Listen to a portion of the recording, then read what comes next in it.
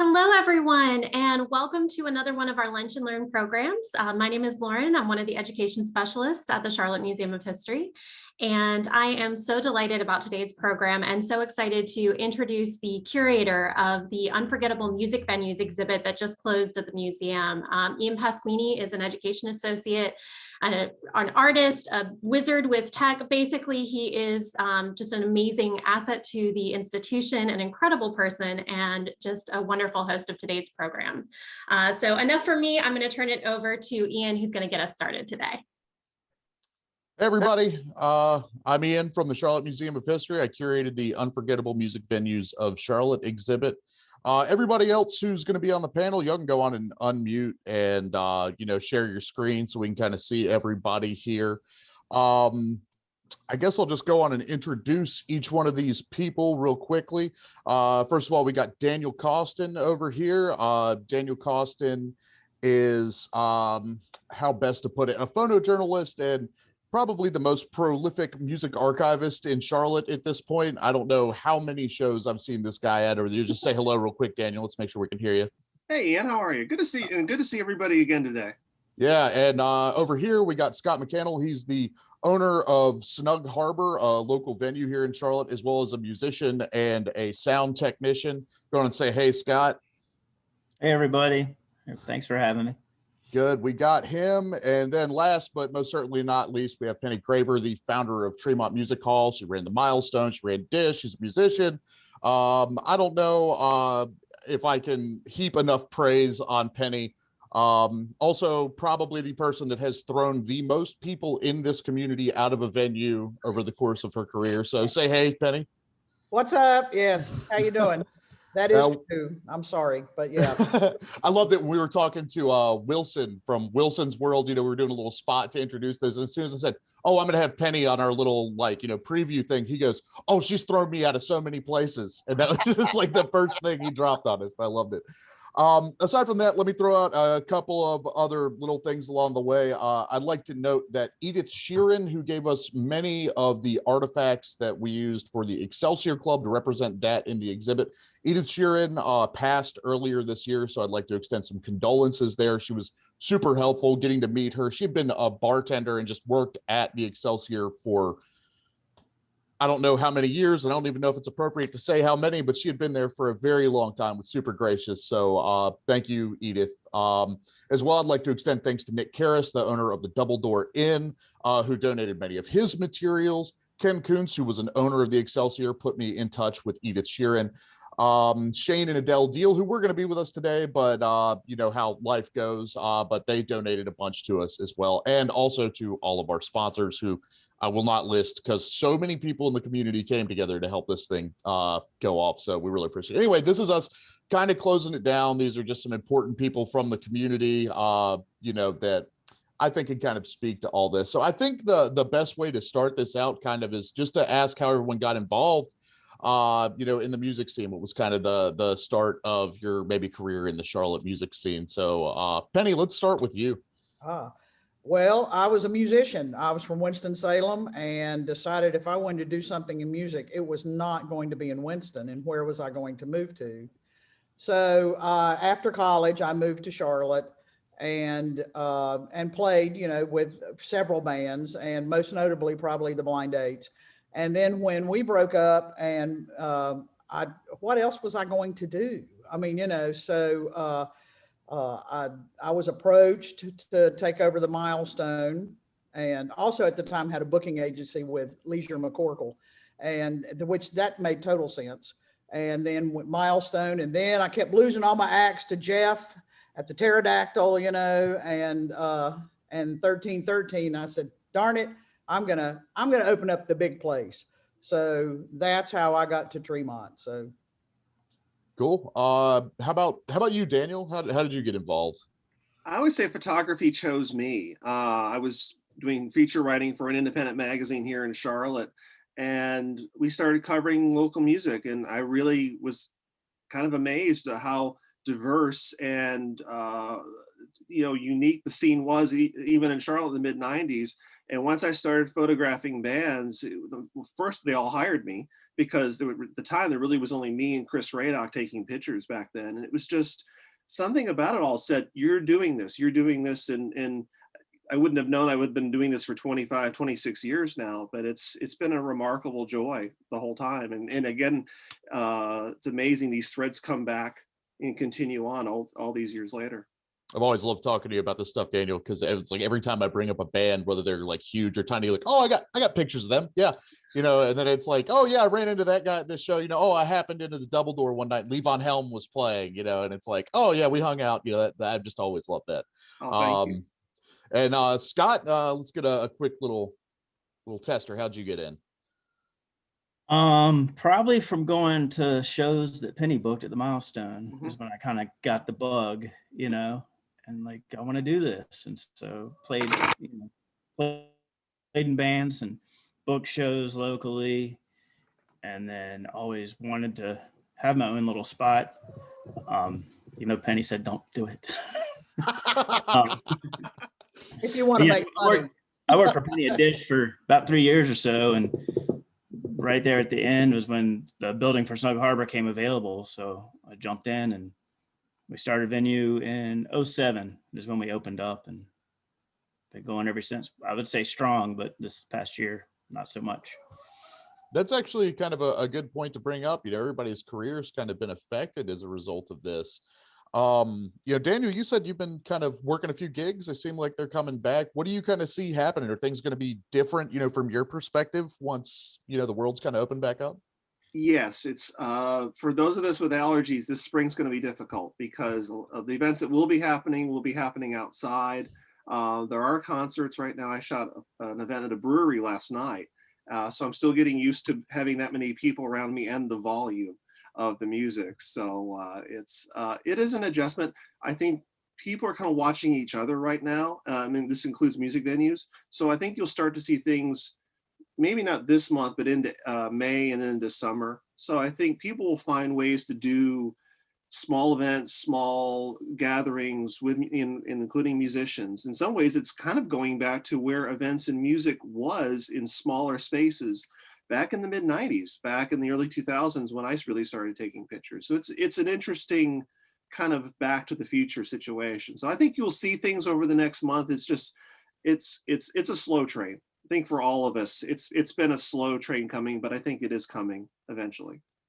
Yeah, and I know I've heard from a couple of different venues that are kind of starting to do stuff again in like a very limited capacity. I know Neighborhood Theaters talking about a small in-person thing, and then the Evening Muse in Noda is also, they're doing like a kind of seated show thing. I think they're doing like a 2-set thing from artists, so it looks like it's coming back. And by the way, if I bring up names of places, if you can go to these places, you feel comfortable, maybe you're vaccinated, like you should go support, these local places. That's definitely something we're looking forward to. So one of the things that I was talking about a lot when we were kind of making the exhibit is this idea of the third place. This is an idea that was kind of come up with by this guy named Ray Oldenburg. He talks about, it's kind of he calls it the great good places. The first place is your home. The second place is your workplace. And the third place is your coffee shops, parks, music venues, places where people kind of go to, express themselves. Do any of you kind of feel that? Do you get that jive that like you're kind of the person who's like facilitating that? I guess Penny or Scott would have kind of a good line on that.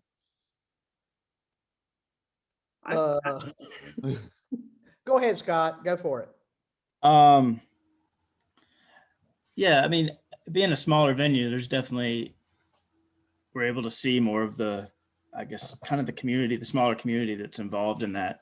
So it is almost fellowship to a lot of people to come out to these shows and be able to express themselves and be themselves and, get to know a lot of them for sure.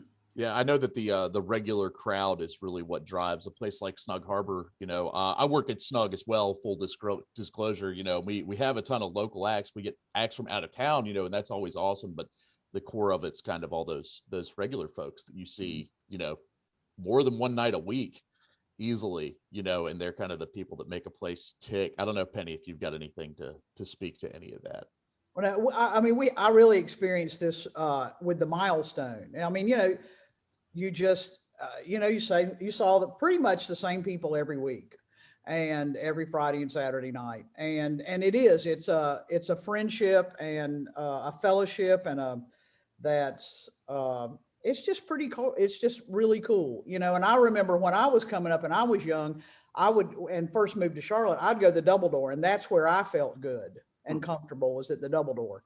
And then of course Tremont, with being a larger venue, it's harder, and with doing a more variety of acts, but still, if you love music, most of the time you just love music and you're going to go see the good shows, period. So, and that's something to think and discuss, is music venues brings community in, it breeds community. And I think I dare say that if a lot more people thought of music venues as a gathering place, as a community, and the Double Door was a community, it had in different eras of community. I dare say that more of these music venues that we're discussing or we featured in the show would still be around if people thought of them that way, as a safe place and a gathering place for many people, bringing people together.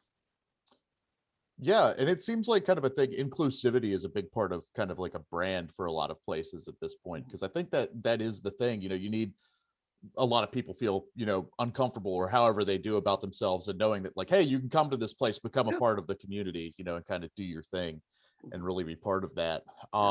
It's kind of, I dare say that becoming a photographer made me a public person. I'm not a public person by nature. I'm a really actually shy person, but the camera and what I was doing and the music made me want to interact with these people, even if only through a camera. So, these music venues that we're discussing today are a big part of why I'm talking to you, to be honest. yeah. I guess since we're kind of talking about the places, I'm kind of looking at like a historic preservation arc on all of this. It's difficult to run, a music venue, a venue of any sort. It's expensive. I don't know, the hours are bad. Let me just throw that one out there. But you also kind of have to have this place, and it's got a history in the community, kind of a thing. I always think about, like, for example, the Double Door was at one point a private home. Then it became a couple of different businesses. I know that before the Karras brothers bought it, it was a lamp shop. Like, it was Peggy Houston's lamp shop from 1952 up until around 72, and then the Karras brothers opened it in December 73. So yeah, and it was built as a home in 1924 by the Warren family, which was one of the largest families in Charlotte at the time. Yeah. I didn't list this among his accolades, but Daniel is, he actually wrote the legitimate book on the Double Door. So, if anybody has any questions or anything like that to pop up in the Q&A, Daniel's definitely a person to look to there. But Penny, do you remember what like Tremont was before it was Tremont? Yeah, I had an old friend of mine that had done lights in a band I'd played with when I first came to Charlotte. And he calls me one day and says, I used to have my shampoo shop there, my manufacturing place there, and we did shampoos and that type of thing. And then it was a laundry, and I think at one time it was like a supply for lumber and things, and hence the big shed out back, where you park. So. But it was owned by these couple of brothers, and they had some furniture stuff, and they built it for that. So, yeah. How about you, Scott? I know Snug was a venue before it was Snug. Yeah, it was Fire and Ice before it was Snug Harbor. Previous to that, it was called Elizabeth's Buttons. It was a sewing shop in the neighborhood, and before that, I'm not sure, because the architecture of that building is kind of like you see it around the neighborhood of Plaza Midwood. I think the original Harris Theater used to be like that, with the arched roof, and the paint store next to us is like that. I don't know if it's a military style build or something, but I'm not sure what it was used for originally. I think just kind of to have some fun, let's throw out, has anybody got like a special show that they remember at a local venue? And it could be a national act, or just like a local band you saw one night. Has anybody got one in particular that sticks out to them?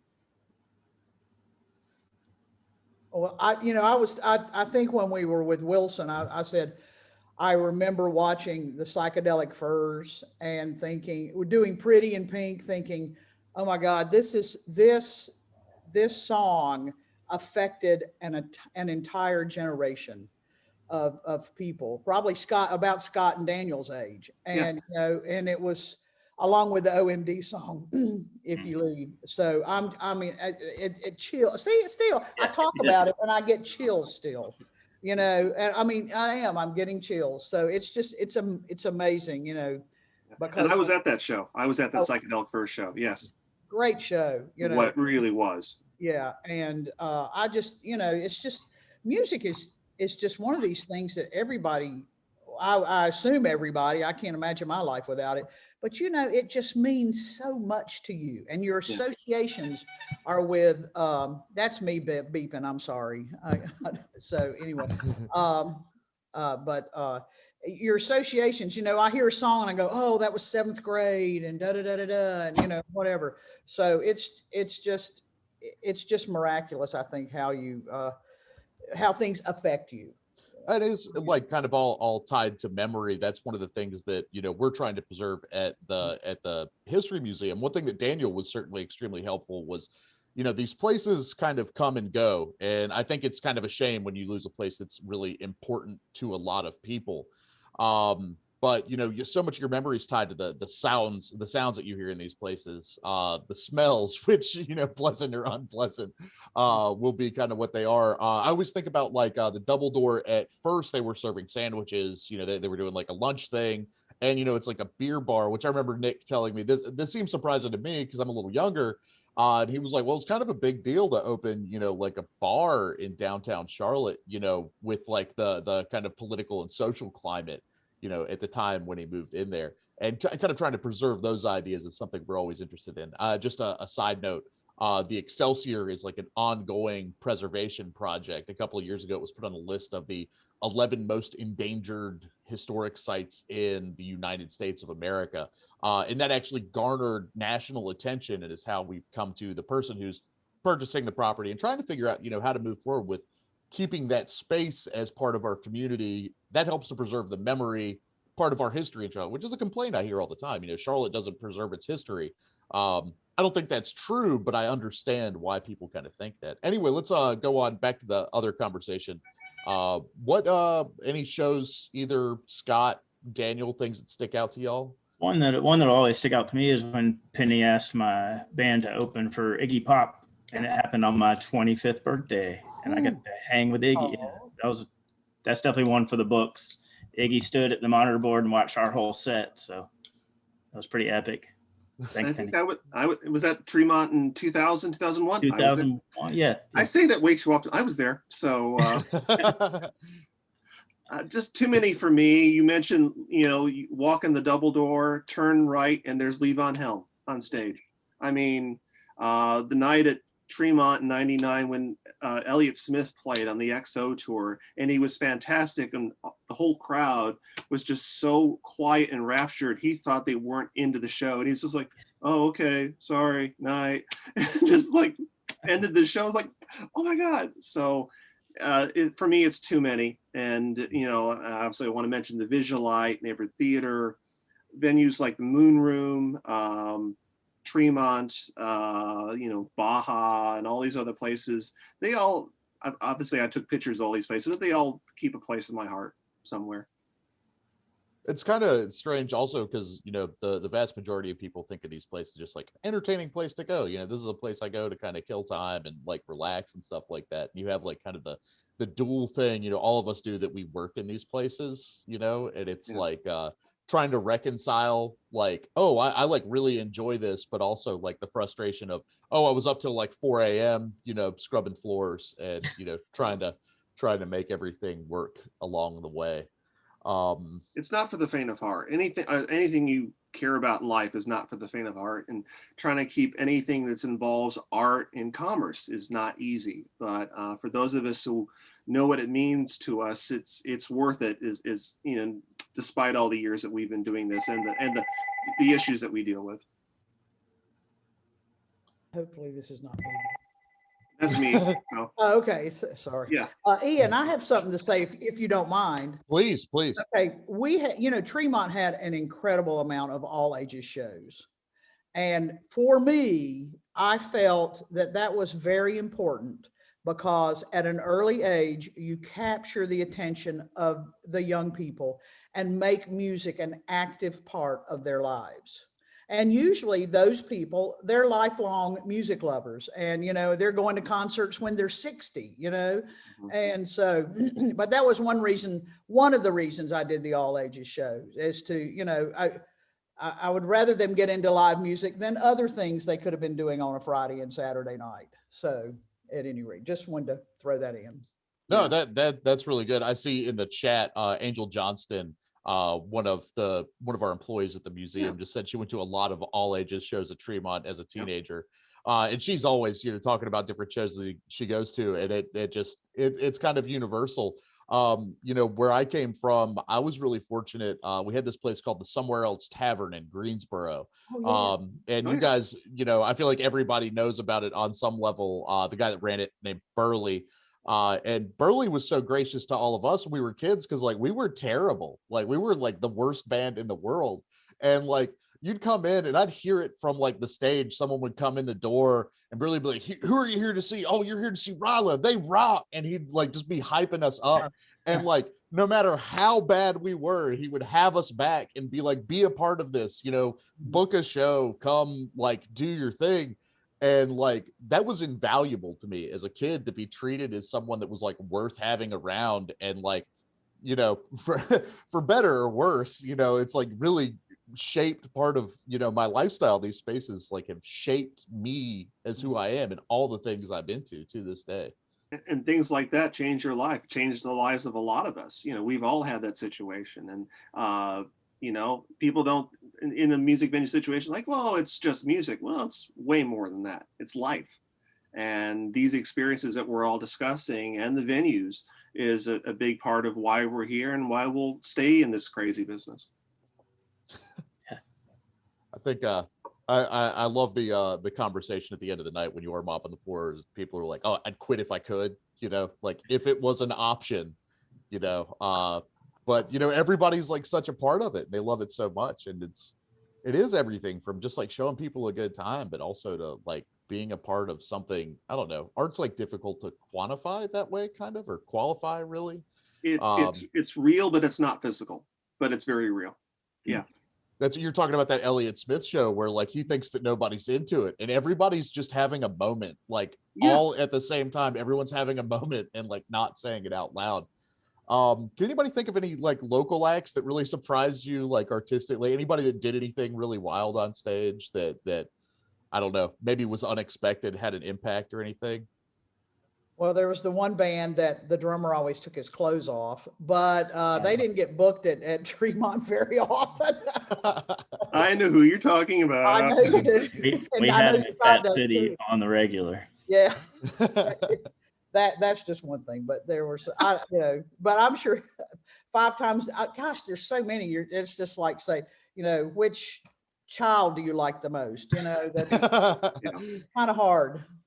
Yeah, I'm thinking things that occur to me are bands Andy the Door Bum and stuff like that, who Andy's got, an outrageously great career. I think he's out in LA now. Yes. And, just a fantastic artist. He does weird, risky stuff, but goes all in on it. I mean, if you go to Snug Harbor, the walls are just adorned with all kinds of stuff that Andy did while he was working there and kind of playing there over the years. But he still has an allegiance to this area. Andy doesn't have to stop in Charlotte.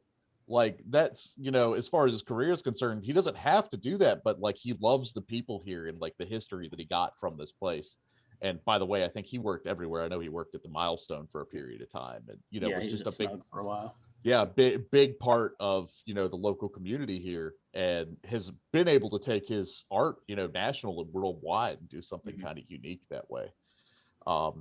And also just atmospheric and strange. And I love that the community was willing to support that, because on the surface, it's the sort of thing that I know when I'm writing stuff and I'm like, man, no one's going to like this, and you never know what people are going to hit on, what's going to engage with the crowd. It's just doing it. One night I saw him at the Milestone, and he was doing a song about throw your idols in the water. And then he was like, "Oh, what happened to this place?" Or he was inspired by a place in Iceland. And I was in Iceland many years ago working with a Charlotte band. So I went later on, I was like, I know exactly where you're talking. I know exactly what you're singing about. And you'd think he was surprised that somebody actually got it. It's like, I know exactly where that came from. So it was really cool. This is kind of like special because it is helping me kind of like wrap all this up kind of in my head, like what this makes. Because I've been working on this stuff like since I was like an undergrad. I've been doing stuff about like venue history, and my graduate thesis was about Tate Street in Greensboro. Oh, yeah. You know, and like just meeting people and being about these places. But I think one of the things that it really does, like one of the most important things that we do as people, you know, if you're into this sort of thing, is like create art, you know, because it is personal and you're vulnerable when you do it. But a good place, you know, a really good place is a place that makes you feel comfortable enough to like go in front of people. And I mean, I don't know if it sounds silly to people, but like being able to walk out and bare your soul to people, you know, like really people are about to judge you. Like you're going to go up in front of people and they're going to judge you. And you have to have a place that feels homey enough, like a place that, you know, there's people around that love you, that will support you, whether you bomb, because you're going to bomb some shows and it's going to be awful. But that like, it's a place that, you know, that when you come back the next week, no one's going to complain about you bombing the show. You know, they're going to be like, wow, y'all were like really loud that night, you know, and, you know, like remember like specific things about it. And you need a space that is supportive in that way. And it's just like difficult to come by kind of and hard to generate. Yeah. It's a liberation. It's a release. We need these places, even sometimes when we don't realize we need them. Yeah. So I'm just kind of wondering what we're looking forward to. You know, are there any shows on the docket that are coming up that people are starting to see pop up that they're looking forward to going to? I know I'm seeing like some obscure metal shows that I'm not gonna like throw out there that are looking at like kind of late summer as like, oh, we're gonna start doing the big tour again. But has anybody got anything on their docket that they're looking forward to? I'm kind of looking forward. I don't see specific shows yet, but I'm starting to see, shows get booked. I think you're going to see some shows are unannounced or kind of be quieter, so it doesn't have a large audience. So I would tell people, keep your ears peeled. There's going to be stuff coming through. Obviously, I do want to mention Greg McGraw's doing the shows at Rural Hill the next few months. So please check that out. Check out maxmusic.com or neighbortheater.com for that. I really look forward to Snug's reopening. I really look forward to the Visualites reopening. I just look forward to seeing everybody. I look forward to hearing the music again and having my ears ringing so badly I can't hear everybody. I can't hear anybody to begin with because I've been a music photographer for 25 years. But I just look forward to seeing everybody. So, and there's a lot of other things going on around the Charlotte region too. So I would say you hear about any show, write it down, go see it. I think one good thing is going to be, I guess, on the earlier parts of the reopenings is a lot of focus on local talent. Yeah. Because that's what's going to get things going. And, they deserve people to come out and see them. So I'm looking forward to that kind of the upswing with that. That's a lot of practice in the garage, isn't it? Over this year. New projects and Yeah. So I'll go photograph any band. If you have bands out rehearsing in a garage, let me know. I'll come out and photograph. Yeah, I want to see it. Got anything on the books, Scott? Not yet. No, Okay. still waiting. Okay. And it is kind of a thing that's just interesting to note really quickly that like every place is trying to open how they feel comfortable. Mhm. So like there's not a roadmap for like coming out of like the situation that we're in right now. Correct. So like Snug's taking like a pretty reserved approach, kind of waiting till they feel comfortable that they're going to be able to have a large crowd and not really put anybody in danger. But other places might see it differently, that they think they can do things in a way and keep everybody safe. And I don't think that we should be knocking people. We need to be learning from how everybody is trying to reopen and seeing, kind of what's safe and what isn't. People are about to make some mistakes, but I think that people are, try to do what feels good to you and try to be safe and like respectful. And also, by the way, just don't jump down people's throats when you go back to venues. Everyone's like really excited to get back, but it's like stressful. It's going to be hard here for a little while. Yeah. Everybody's kind of pushing each other in their own speed at their own way, but it is pushing the reemergence forward. So I guess that's the best way to look at that. Yeah. And I am really excited, I think, more than going to see national acts, because that's kind of going to happen. Those are like money machines, but it is getting to see these local bands come out and like really invigorate, the small show coming back. It's really, that's where my heart is. That's what, I'm excited to see again. And I can't wait. And that's what kind of hits me the hardest. I go, oh my God, I haven't seen Ian, I haven't seen you play live in a year. I just did, I saw you play a couple weeks ago with Jim Sharkey, but Yeah. that's when it hits me the hardest. It's not that I haven't seen the Monkees or the Beach Boys in 2-3 years. It's just, oh, I haven't seen you in a year. That was a year, so yeah. I hope every local musician get out there and let's all have a big party. And that is really quick. If you got Daniel provided almost all of the imagery in the exhibit. He had an exhibit up before that of photography in Charlotte. And I, started looking at this venues thing and I was like, who's going to have pictures, from who's going to have photos of all this different stuff? So can you speak to like any of your favorite images maybe that were in there or like what's something kind of meaningful to you? The show, I think there's some pictures of Link Ray in this show, which was also in my previous show. Link was really the first person of that stature who saw my pictures and said, you're really good. You should do more of this. Here's my address. Send me pictures. Things like that. Even away from my pictures, seeing The Door, I was looking at the video and like, there's that Piner sticker. Like I was at that show. Really all, I think there's Superchunk, there's from Tremont, which ended up in Superchunk's next album. Things like that. That was one of the ones that got me really excited when we were, because you just brought you just showed up and your car was just absolutely full of photographs. You're like, let's go through these and see what we got. And we found like that Superchunk picture. And I was just like, oh my God, like this is so cool. And you had all of these pictures of bands that I absolutely love. I love that one. Thank you. They were really cool to work with. They said they hired me to do their promo pictures after that, and they were like, we're really excited to work with you, or nervous to work with you because we never hired a professional photographer before. I'm like, you're Superchunk. I'm scared out of my wits. So, but we had a lot of fun, and I allowed them to be themselves, and I think it shows in the pictures. That's just kind of like neat from my perspective, because Superchunk's someone that I've liked forever. They started Merge Records. They're like indie royalty kind of, and like. But they come to Daniel and they're like intimidated, and like. And I'm like, who are you intimidated by? That's really good. Is anybody, I don't know if anybody's got kind of anything else they would like to add about these spots. Penny, do you remember that Superchunk show? Kind of, yes. I mean, we also I booked them several times at the Milestone too, so I saw several shows. So. I don't know that I remember that specific one. So that's kind of, you saw them on the come up too. Like you saw them before they were kind of like the big kind of known thing. Who's some of the like really, the walls of the Milestone are adorned with graffiti and stickers from every band. Are there any like cool pieces like on the walls in there, like any cool graffiti that you can think of that people should go see when it opens back up?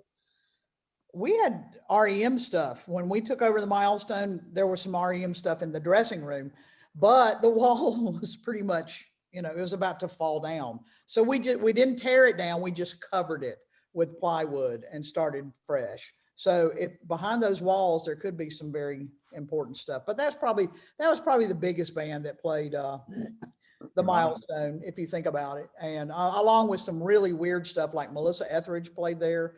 And Edie Brickell, so anyway, but that's the big thing for me. I think the Bad Brains graffiti is still there. Yeah. Oh yeah, that one's huge. And when you walk in, especially being they framed young, it. Yeah, they framed that one, and you go in being young, like with like stars in your eyes about being a punk or whatever. You walk in and it's like, oh, like Bad Brains is like watching you. That's like one of my favorite aspects of like the preservation thing that you can see is like graffiti is something that's done like in the moment kind of. And that the Milestone was one of those places where it's like, oh, there's rumors that like this band has graffiti that's like hidden in here. Like there's a Nirvana tag that's like hidden behind, where the PA is, but it's there, I promise, and the mythology combines with like the actual legitimate history that you can kind of see there on the walls. And I've always really loved that. Your favorite band was here. Yeah. The Milestone had lots of stuff. Like for instance, we played with the Blind Dates played with Guadalcanal Diary in Virginia, and they were telling us how that Bill did not want to pay them and he locked them in there and left. and they had to break out through the wall. And I mean, it's just everybody that was somebody back in that era has a Milestone story, almost everyone. So. Well, that was kind of one of the things in kind of the intervening period, between like Atlanta and like DC, there weren't a lot of places to stop. So like when I was doing my research for my grad program, people talk about Tate Street, and they would talk about like there was this place called Fridays. It was like a sandwich shop, and they would have shows. And at Fridays, people were like, oh yeah, like I saw Black Flag, play there, or like talking about Guar playing like a Mexican restaurant on Tate Street, at one point. But like the Milestone was one of those other places. So like when you see like a Bad Brand sticker, it's like the Milestone's like a huge club. There's never like a huge capacity or anything like that, but that was, hey, we got a day between Atlanta and DC, like this is where we're gonna stop next. And that was one of the things that benefited the Double Door, because they I believe it was Nighthawks gave them a list and said, here's 12 bands that are touring the region you should book, and that really helped to establish the Double Door as a blues music venue, while they were also booking bands like the Sponge Tones. The start of the Double Door, how they started booking shows, they were doing like backroom shows, Yes. and I think like Lenny Federal would play back there a bunch, and a couple other like local cats would play kind of backroom shows, just like acoustic or whatever. And it was the Dixie Dregs were coming through. Dixie It was Dregs, like yes. one of the most brilliant bands of all time. They're absolutely ridiculous and just incredible. And they were looking for a place to play, and I guess the Karras brothers were like, yeah, we can have them here, and just built a stage. We're like, okay, now we have to build a stage, Yeah, and Nick and Matt built that stage, for the Dixie Drag show, and they added the logo 7 years later when I think the Federal Brothers did the release party in '83, and it was being filmed for PM Magazine, if you remember that.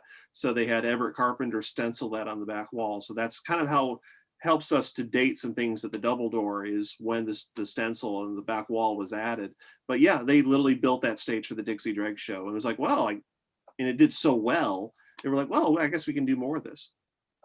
I love the idea, and it's still like in every venue is kind of that way. Like, all right, we got this show that's big coming up, and like we just gotta like we're gonna have to do something to the place to make it work. We have to change like the layout. Like I know that Snug is continually growing in one way or another. The back patio is growing somehow, or like I remember the wall between like the bathroom and the main room. There was like this little wall, and it was like I was in there one day, and then like the next week I came in and that wall just wasn't there. The room is suddenly like twice as large. It feels like, these places are always growing, but I feel like the Double Door story with them building that stage is because, oh, we can have the Dixie Dregs in this place that is not a music venue. Yeah. It's like necessity being the mother of invention, truly, in like venue form. Like, oh, we're just going to build a stage and we're going to have them here and it's going to be fine. Yeah, and that was when they still had booths along the wall. So you see that in some of the early pictures, but they're just like, oh, I guess we should build a stage. Okay, well, let's do more shows. And again, but I think for Nick and Matt, it was just like, oh, let's not question whether or not we're going to stay as a restaurant. Let's see where this takes us, and look where it took them. Yeah. Well, I don't know. Does anybody have any sort of like a closing remark? I do feel like we're kind of coming towards the end of our time. So has anybody got anything that they would like to say? Any memories they would like to share? Anything like that? Well, Daniel just brought up Everett's name. That's who did the logo for Double Door. He also did the Snug Harbor logo. He's done a lot around town for sure, but that's a good link. He was a solid guy. Yeah. I think for me, for all the venues that we're discussing, this is more than just about walls. This is about people.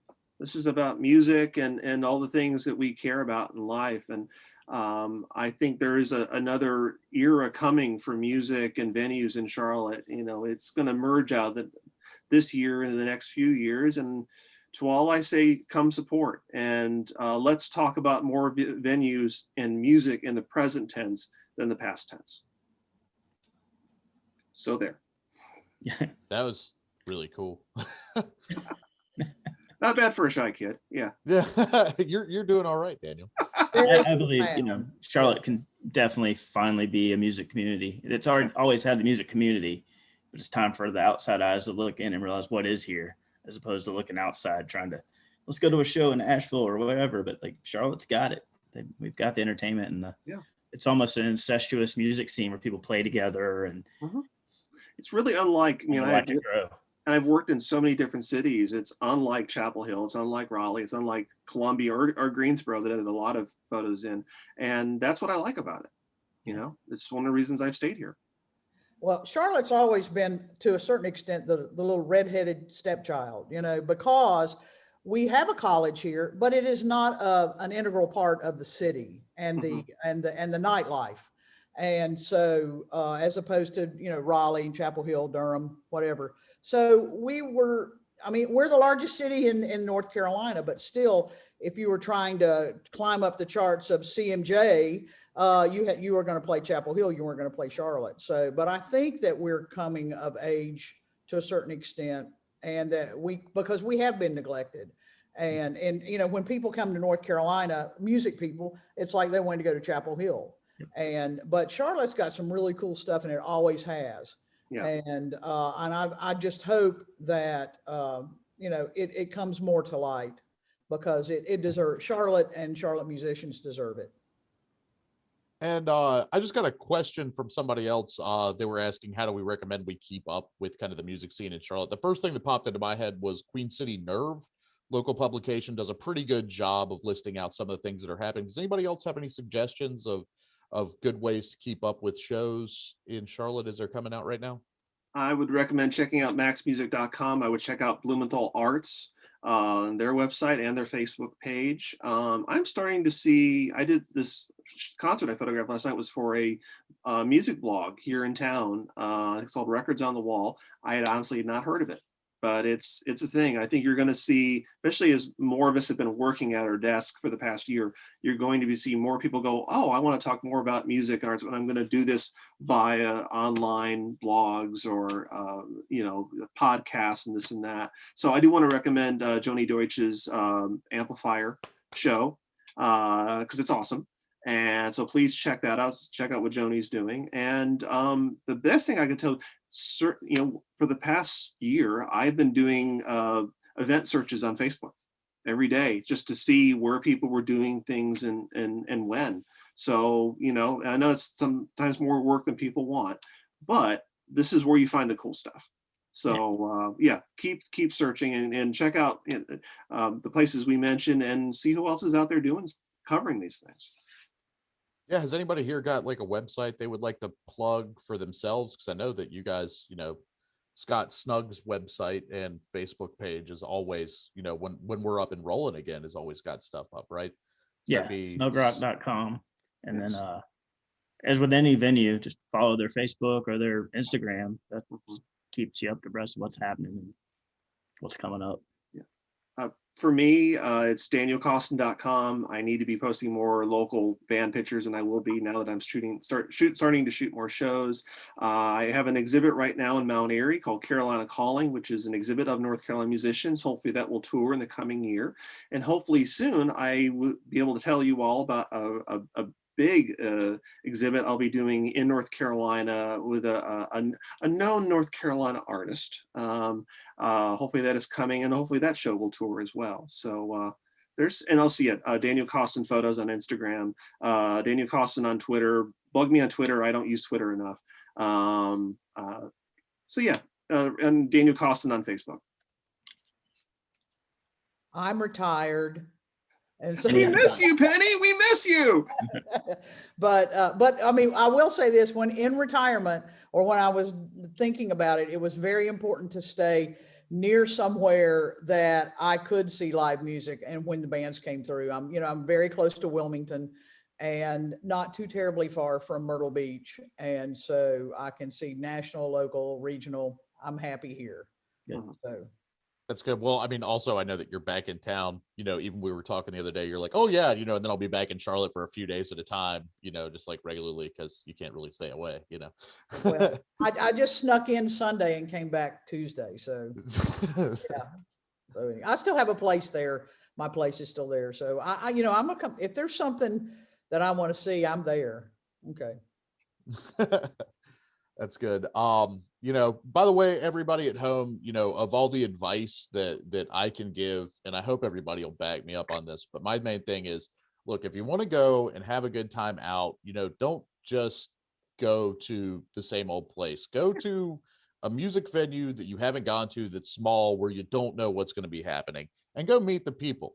Go meet, aside from the other attendees of the thing, go meet the bartenders, go meet the door guys, and that's where, like, you'd be amazed at how much fun you can have. Go meet, like, the employees at these places, talk to them. They can point out other awesome things that are happening in town. They always know, they're always involved. But go to these places, and when you get there, get inspired, like, become a part of it. Start making your own memories at these places. We need these spaces preserved. We need people to go to these venues. We need artists where we want to cultivate new art from anybody. Go out, get inspired, play a show, be bad a bunch of times, then be really good, like, suddenly, and be surprised by the fact that, like, you're great at it now. Take pictures. If you go out, take your phone out. Take your phone out, take a picture, put it up on Facebook, put it up on Instagram, tell everybody that, oh, this place is great. Like, we want to see you at these places. We want to see you, and we want you to do your work. I know at the museum, that was part of our thing, is like, we want people to know that this has been here, that some of it's going away, and that some of it's still here. And as a community, that's the only thing that drives this, is a community that's willing to show up and be a part of it and just enjoy themselves. Like, that's all it takes. Come out and have a good time. Yeah. Life is for living. Go live it. Well said. Yeah. Well said. Well, I can't thank you guys enough for being willing to share your story, share your history. I think one of the things that I'm really taking away from this, and what I took away from the exhibit, is the idea that these spaces are more than just a physical building. It's the stories that are there. It's the documenting of the history. And especially when it comes to museums, I think there's this erroneous belief that the only thing that's worthy of being in a museum is something that's this elite, really kind of expensive thing. And that's not what museums are. They are spaces of people's stories, and these stories that you guys tell, these objects that we see, and this incredible space that was a part of the community, and these spaces that we're continuing to see be a part of the community. This historic preservation is about more than just the building. It's the space, it's the objects. So truly, I have personally greatly enjoyed hearing you all speak today. And I was definitely sitting back here laughing a lot at some of these amazing pieces of your stories, of your histories that you're willing to share with us. So I just wanted to take a moment to thank you for me, as well as from the museum, for being willing to join us today to have such an important conversation about Charlotte, about history, and about Charlotte's people. Thank you. Great to see everybody. Thank you. Well, we know we're coming up to the end of our program today. I'm glad you guys had your last words here. I just want to take one moment to thank everyone for joining us today in our audience. Thank our supporters, both our supporters of this exhibit, as well as just supporters of the museum in general. Is she gone? And so we do hope that everyone will continue to follow along with us and continue to stay posted. We have some exciting announcements that will be coming in the next couple of weeks about what's next for the museum. So thank you to everyone for joining us. Thank you for being here today. We hope you have a wonderful rest of your day. And again, thank you to our special guests for being willing to be here with us today. Thank y'all. Cheers. Yeah, thank you for being here. Miss you, Penny. Hang on, Scott. Okay.